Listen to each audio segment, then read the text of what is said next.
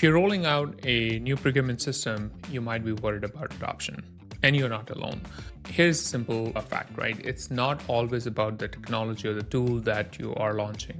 It's also about managing the change or working with the stakeholders to do a successful launch. So in this video, I'm going to give you 3 simple strategies that you can implement today to decrease the adoption risk of your new procurement system, right? So if you're joining me for the first time, welcome. My name is Sachin Sharma. I am the founder of ProcureDesk, where we help growing companies automate their processes around purchasing and AP. So let's get right into it. So number 1 is you should involve your stakeholders early. You're probably not hearing for the first time, but you'll be surprised how many times we see in our implementations where you have started the implementation, but the key stakeholders like the buyers or the accounts payable team has not been, they haven't been communicated or, they haven't been consulted in the new process that you're about to roll out. So what I mean by involving stakeholders early, think about a couple of things, right? So what should be our process for approval?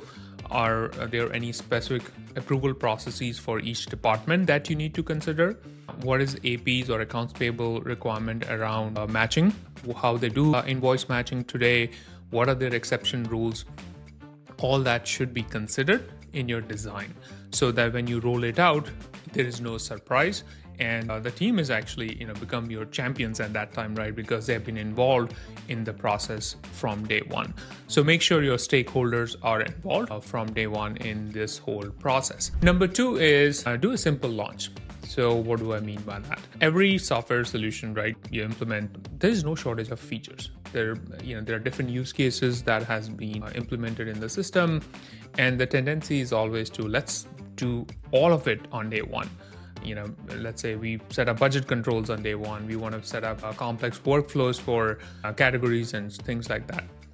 And all that is great, but I think it just makes the whole rollout process complex. A simple way to approach this would be, let's do the basics first. So what are basics, right? Setting up a purchase request approval process, setting up a simple approval process, not a complex one, or setting up a simple 3-way match process.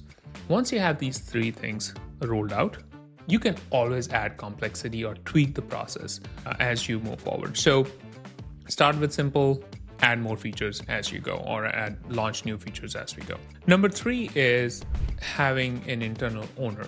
So it's not one and done when it comes to procurement automation, right? And here's why. You always have changes to the process. Your business is evolving, so your business processes are going to change. That means the processes that are configured in the system has to be changed. And who owns it?